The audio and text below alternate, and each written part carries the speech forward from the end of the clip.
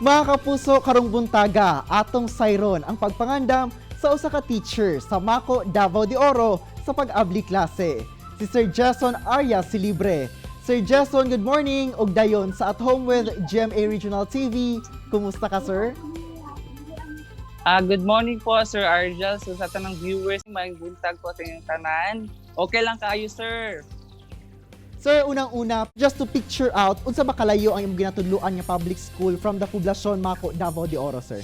Actually, sir, is mas layo ni siya gikan diri sa mong barangay sa Nilete. Ang Nilete magud siya isa sa barangay sa Mako. So, ang poblasyon is sa sentro. So, layo ni siya, sir. And then, ang kuan diri, sir, ang eskwelahan is dili lang po ko nagpuyo, sir. Dili ko nag-elementary, dili ko nag-high school. So, dili lang po nagtudlo karon, sir, sa pagkakaroon. Sir, when you heard about online classes o kining modular na i-implement sa DepEd, as a teacher, unsa imong ginakabalak-an? First of all, kay unsaon na mo pag-guide sa mga bata kung dili mag face-to-face, kung mag-modular lang, kasi siyempre ihatod silang mga balay. Imi ka balo kung saan pag-guide silang mga ginikanan, labi na ilang mga ginikanan kay busy, nasa trabaho. So, di na mga picture out kung nabagid sila yung matunan, kung gikan silang eskwelahan. Gabi din siya ka-challenge kay tungod, kay labi na sa mong lugar nga kinahanglan jud na kanang kay walay internet, dili maka-access. So kailangan mi magsaka og buntod para maka-internet, makapasag documents para kanang mga importanteng documents na ipasa. So sir kay very gini sa problema yun sa mo as diari. Sir, bisan pa man nga walay signal sa inyong eskwelahan, naningkamot gayud mo nga mangita og signal daplin pagayod sa dalan. As a teacher karong panahona, how important sa imo o sa inyo ang online trainings o webinars sa DepEd?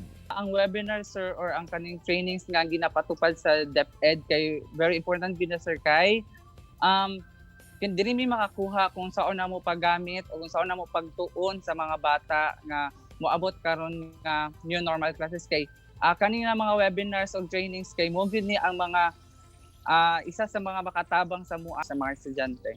Sir, kato nangita mo og signal daplin sa dalan, sir. What were you thinking about? Kamo isip mga teachers. Kato na time, sir, is dili na to bag-o sa mua nga panghitabo kay dili lang pod kami mga teachers ang gaadto dito na signal area kundi tanan na pong mga residente diri sa mong barangay. So kato na time, sir, is mo nag-post lang ko kay tungod nga naanad namin na inato ang sitwasyon diri tungod sukad pa sa una hangtod karon, sir. So kato is dili na to bag-o sa mua, sir, na panghitabo na tingala lang mi na naabot na inana nga wala lang nalipan lang man pod mi ato, sir, kay mo ta mong first nag inter og webinar sa DepEd Region 11, sir. Sir, karon kumusta? Nanabay signal o internet connection diha sa inyong lugar, partikular sa eskwelahan kung asa ka nagtudlo? Actually, sir, sa mong school kay wala pa gyud, pero ang mga taga telecommunication is naga-reach out na po sila diari, sir, naga-adto sila. Nako diri karon sa area, sir, nga kung saan dili lang nag-boost og LTE, sir. So imo lang ni ilang gi-priority kay dili pa man kayo nila malakop tanan ang amuang lugar og hatag og signal, sir. Sir, ginaunsa nimo pagpangandam and make yourself equipped with the new normal teaching methods and strategies? Syempre dili lang pod ako ang kanang mas ready muabot man karon sa kanang magklase na, sir, is kami mga teacher dari, sir, is nagpasalamat jud ni kung naaning mga trainings and webinar nga moabot sa DepEd kay mo jud ni ang isa sa makatabang sa mo ang ma-impart mo sa mga bata tungod kay ang kanina mga webinars o trainings, sir, kay mo ni siya ang magamit sa karon moabot na klase, sir. Ang mas accessible lang po good sa mo ang lugar dari, sir, is yung modular learning lang po. Kasi ang first sa mga kanang problema dari, sir, ang kanang walay signal, di maka-access og internet. Next is kanang ang mga estudyante kay lagyo kay ilang mga lugar, sir. Layo sa mga eskwelahan, ang uban kay lacking of kanang mga gadgets po, sir. Sir, nakita na ba ninyo sa karon pa lang kung unsa ang kalisod niya inyong agian sa pag-abli sa klase, ilabi na nga lagyo ang mga balay, no, sa yung masudyante sa modular class? Kung inana man, sir, kung modular ang among gamit dari is among paningkamutan nga kami ng mga teachers na mahatag namo kung unsa ang kinahanglan sa mga estudyante, among buhaton kung unsa mo mga responsibilidad as a teacher po. Nga at least natay mga at karon nga naatay ang pandemic sa tuong lugar is dili na hadlang nga dili makaton ato mga bata, sir. So kamo mismo sir, ang nagaadto sa mga balay sa inyong mga estudyante.